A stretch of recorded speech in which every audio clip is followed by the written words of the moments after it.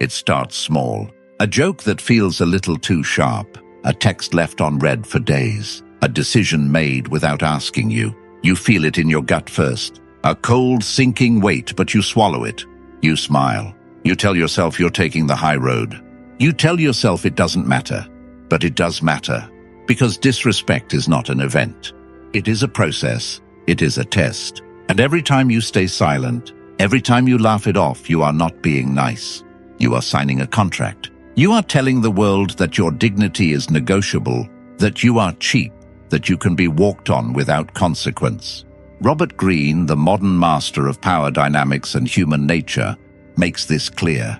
The moment you are seen as weak, you are already being positioned beneath others. In today's world, power is not declared. It is observed and judged silently. And once that judgment is made, people act accordingly.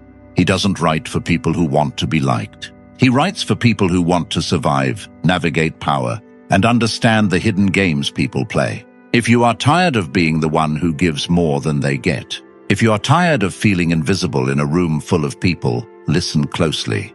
We are going to perform a surgery on your personality. We are going to kill the part of you that begs for approval, and we are going to birth something else, something formidable. But first, we must answer the question that haunts you in the middle of the night. The question you are afraid to ask because you already know the answer. Why do they do it? And more importantly, why do you let them? There is a psychological trigger you are pulling every single day that invites them to treat you this way. You are doing it right now. You are doing it with your posture, your apologies, and your availability. We need to find that trigger, and we need to break it. Disrespect is rarely a shout. It is a whisper. It begins small, a test. Human beings are constantly scanning their environment for hierarchy. Who is above me? Who is below me? Who can I use? Who must I respect? When someone meets you, whether it is a first date, a new manager, or an old friend, they are subconsciously testing the fence line of your territory.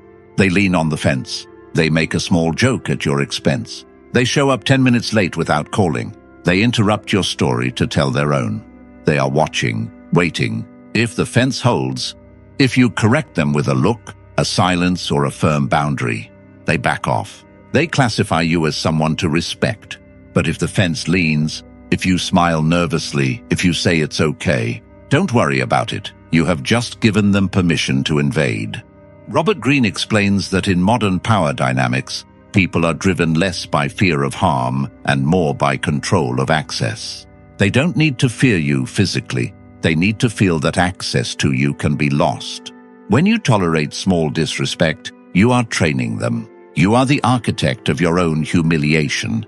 You are teaching them that your time is cheap, your feelings are irrelevant, and your boundaries are suggestions. Think about the last time you felt small.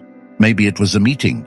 You spoke and someone talked over you. What did you do? Did you stop? Did you apologize? Did you wait for them to finish? In that moment, you signaled submission. You signaled that their voice was more important than yours. And the worst part, you felt it. That sinking feeling in your gut is not just embarrassment. It is your mind reacting to the fact that you abandoned your own position. Disrespect thrives in the gap between your dignity and your fear. You fear conflict. You fear being seen as difficult. You fear that if you stand up for yourself, you will be rejected. So you choose the slow poison of disrespect over the sharp pain of confrontation. But as Robert Greene teaches through modern strategy and human behavior, conflict is never truly avoided. It is only delayed, and usually at your expense. When you avoid setting a boundary today, you are guaranteeing a bigger loss tomorrow. And in that moment, you will be weaker, not stronger. So what do? The standard advice is weak. Tell them how you feel. Use I statements. No. When you are dealing with someone who disrespects you, you are dealing with a power dynamic, not a therapy session. If you explain your feelings to someone who doesn't respect you, you are handing them ammunition. You are showing them your soft underbelly. You do not explain. You do not complain. You become the void. Imagine you throw a ball against a wall. It bounces back. You catch it. You throw it again. It's a game. You are engaged. Now imagine you throw that ball into a black abyss. It doesn't bounce back. It doesn't make a sound. It just vanishes. Do you throw another ball? No, you step back. You are unsettled. You are unsure what is in that darkness. That is the power of non-reaction.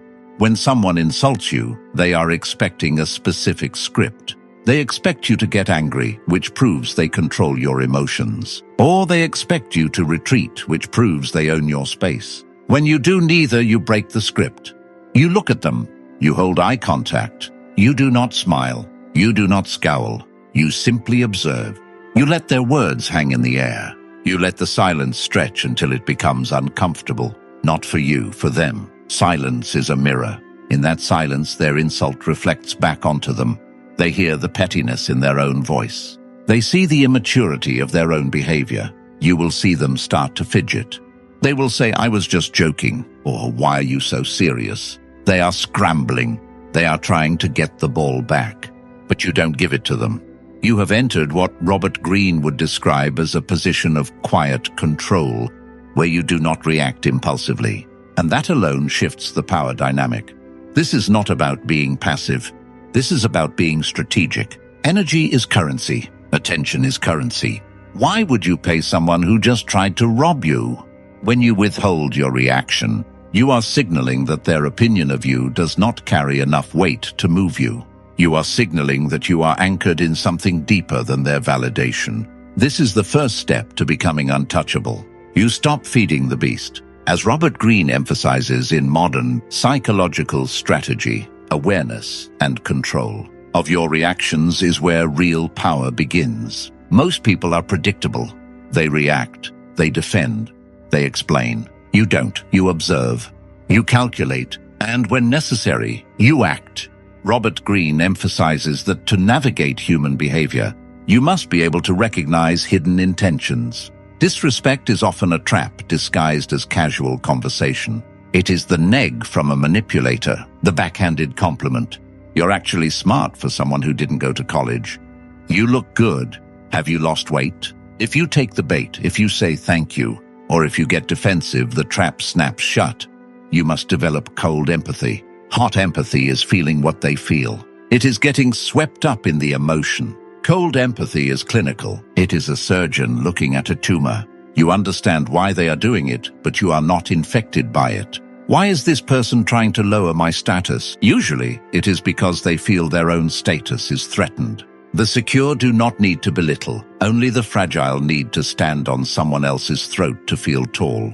When you see the disrespect for what it is, a symptom of their weakness, not a reflection of your worth, it loses its sting. It becomes pathetic.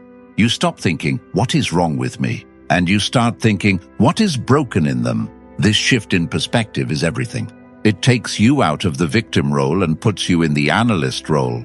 You understand that you cannot fight every battle. If you react to every small insult, every passive-aggressive comment, every provocation, you will exhaust yourself.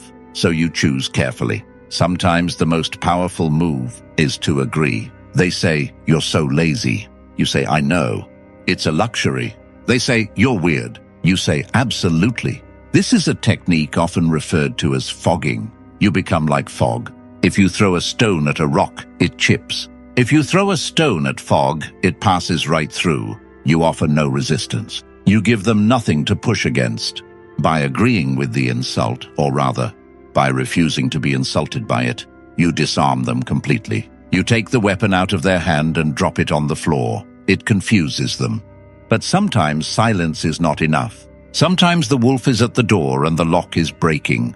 Robert Greene explains that while strategic awareness is critical, there are moments when you must assert power clearly. There are moments when you must show your teeth, not to bite necessarily, but to remind them that you can. This is where most people fail. They confuse aggression with strength. They scream. They threaten. They make a scene. That is not strength. That is a tantrum. True aggression is controlled. It is precise. It is a surgical strike. When a boundary is crossed repeatedly, silence is no longer an option. Now you must enact a consequence. But here is the key. The consequence must be action, not words. You do not say, "If you do that again, I will leave." You just leave. You do not say, "Stop interrupting me." You stop speaking entirely, look at them, wait for them to finish, and then turn your attention to someone else. You cut them out of the conversation. You remove your attention. You remove your presence. Robert Greene teaches that people either respect strength or they exploit weakness. In modern terms, this means they either adjust to your boundaries or they lose access to you. In a modern context, crushed does not mean harm. It means they lose access to the privilege of your time. If you have a friend who constantly flakes on you, you don't write a long paragraph about how it hurts your feelings. You stop inviting them. When they finally reach out, you are busy. Not fake busy, actually busy building a life that doesn't depend on them. You effectively kill the version of the relationship where they get to disrespect you. This is painful. It requires you to be willing to lose people. And that is why so many of you are stuck. You are not willing to walk away. You are holding on to the scraps of a relationship because you are terrified of the void. But you must understand this. If you are not willing to walk away, you have no leverage, none. The one who can leave controls the dynamic.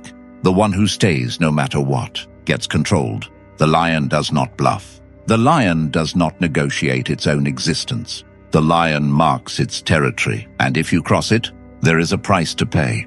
That price is your absence. Scarcity creates value. Diamonds are valuable because they are rare. Oxygen is free, but if I take it away from you for 2 minutes, you will trade everything you own for a breath.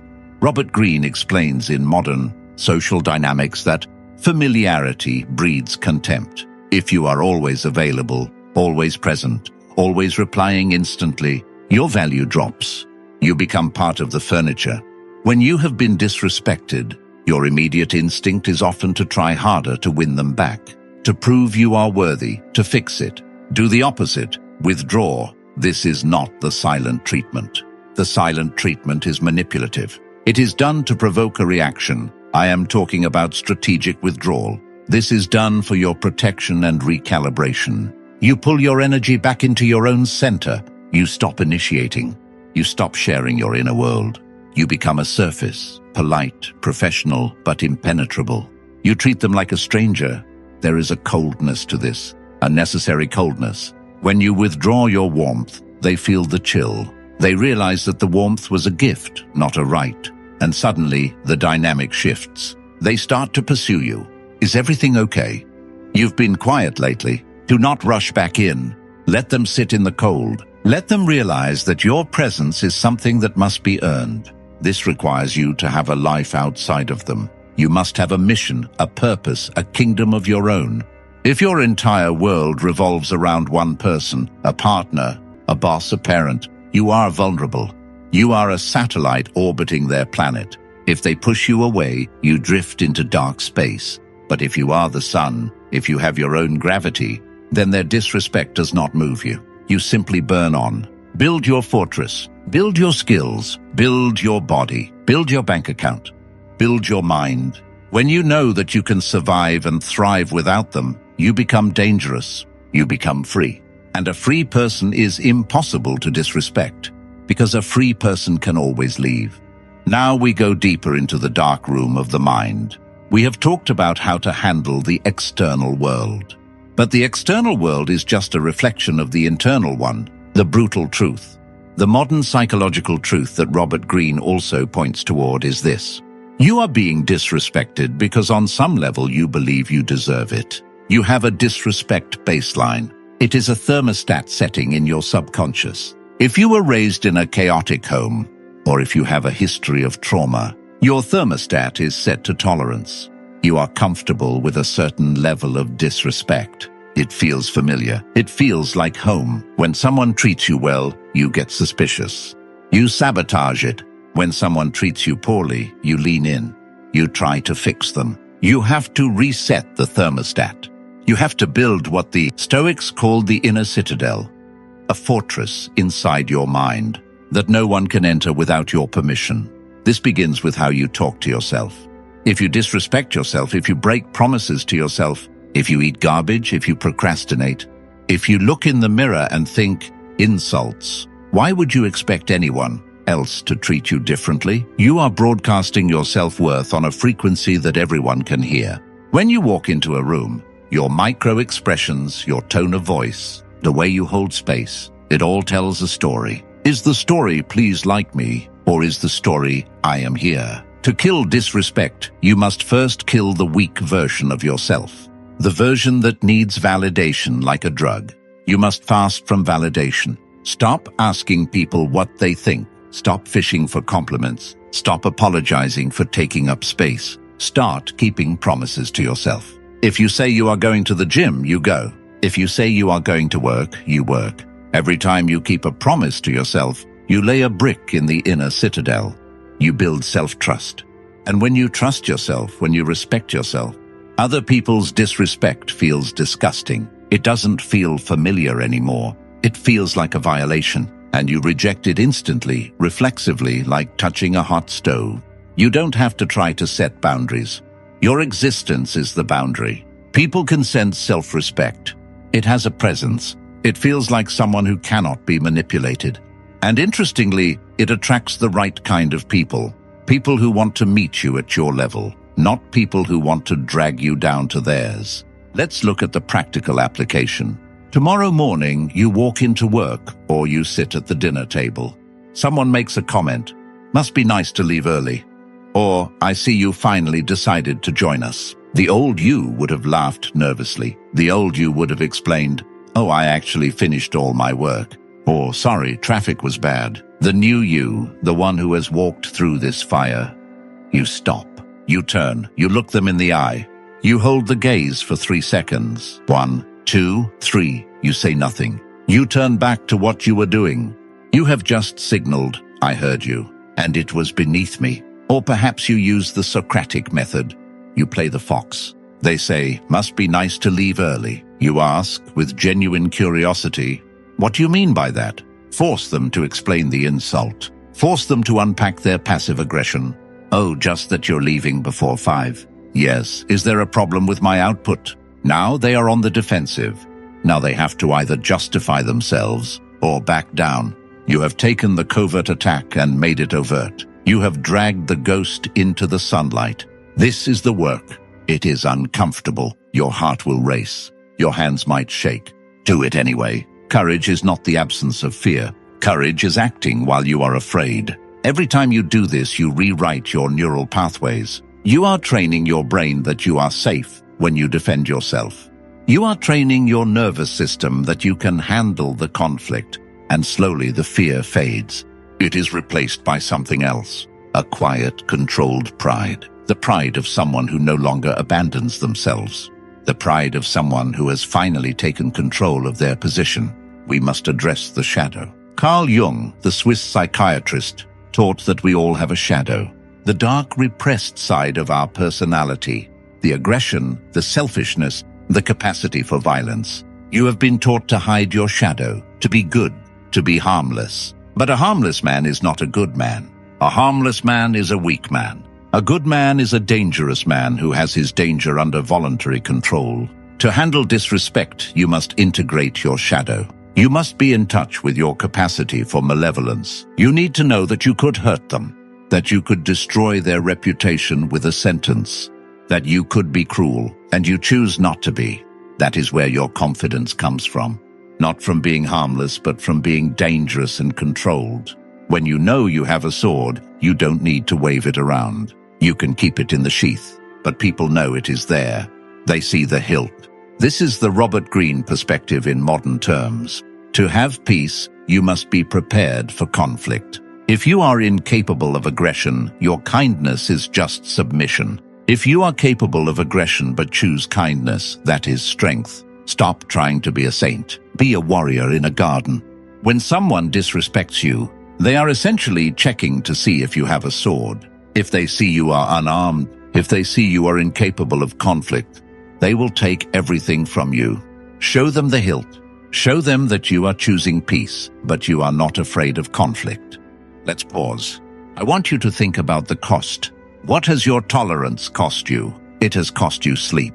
It has cost you dignity. It has cost you the respect of your children who watch how you let people treat you. It has cost you money because you didn't ask for the raise. It has cost you love because you stayed with someone who treated you like an option. Disrespect is a thief. It steals your future. Every time you swallow your truth, you are swallowing poison. That poison accumulates. It turns into resentment. It turns into depression. Depression is often just anger with nowhere to go. It turns into illness. The body keeps the score. You cannot afford to be disrespected anymore. It is too expensive. The price is your life. Are you willing to pay that price just to keep the peace? Whose peace are you keeping? Theirs. Because you certainly aren't keeping yours. You are setting yourself on fire to keep them warm. Stop it. Let them freeze. The ultimate goal is not just to handle disrespect. It is to transcend it. There comes a level of self-mastery where the opinions of others truly deeply do not matter. This is the state of the outlier. The outlier knows that people project their own reality onto others. When someone calls you arrogant, it is because they feel small. When someone calls you selfish, it is because they want to use you. The outlier does not take it personally. They take it structurally. You see human beings as sophisticated machines running outdated software. They are reacting to their trauma, their fears, their conditioning. You are just a screen they are projecting their movie onto. When you realize this, when you truly understand it, you become free. You can look at someone screaming at you and feel nothing but curiosity. How fascinating, you think. Look at how much pain they are in. You are no longer on the chessboard. You are watching the game. This is the level Robert Greene has written about in Modern Power, Dynamics and Perception Control. The level where you are not ruled by emotion but by awareness. You become the eye of the storm. The chaos spins around you, but you are still. And in that stillness, you find a power that no shout, no insult, and no betrayal can ever touch. This is the victory. Not that they stop trying to disrespect you. They might never stop. The world is full of broken people. The victory is that you stop caring. You stop needing them to be different. You stop waiting for an apology that will never come. You accept reality as it is and you move through it with the grace of a predator and the wisdom of a strategist. You become the lion and the fox. So here is your mission for the next 7 days. Observe. Be the fox. Notice every time someone crosses a line. Notice every time you feel the urge to apologize when you did nothing wrong. Notice every time you shrink. Don't judge it. Just see it. And then pick one small battle. One moment where you would usually fold. And hold. Hold the silence. Hold the gaze. Hold the boundary. Watch what happens. Watch the shock in their eyes. Watch the shift in the energy and feel the surge of power returning to your body. It begins with one moment, one choice, one act of refusal. You have the map. You have the weapon. The question is, do you have the will? Robert Greene wrote that everyone sees what you appear to be. Few experience what you really are. Show them who you really are, not by speaking louder, but by refusing to be moved. Before we close, understand this is not a one-time fix. This is a lifestyle, a philosophy. You will fail. You will slide back into old habits. You will let someone walk over you, and you will hate yourself for it later. That is part of the process. Forgive yourself, then sharpen the sword again. The path to sovereignty is a steep mountain. Most people die at the base camp complaining about the weather. You are climbing. The air is thinner up here. It is colder. But the view is clarity. You see who people really are. And more importantly, you see who you really are. You are not the victim of your story. You are the author, and the author has the power to write a new character. A character who commands respect, not by demanding it, but by embodying it. The world will adjust to you. It always does. The strong determine the atmosphere. The weak adapt to it. Be the weather. Disrespect is a question. Are you weak?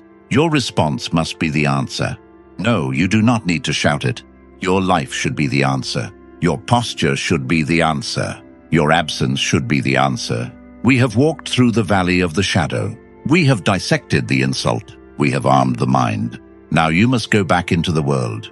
The wolves are waiting. Let them wait. You are ready. If this opened your eyes, understand this is only what I can show publicly. There are aspects of human psychology and power I cannot fully reveal here. Subscribe if you haven't, but if you want deeper levels of insight, go further. Most won't.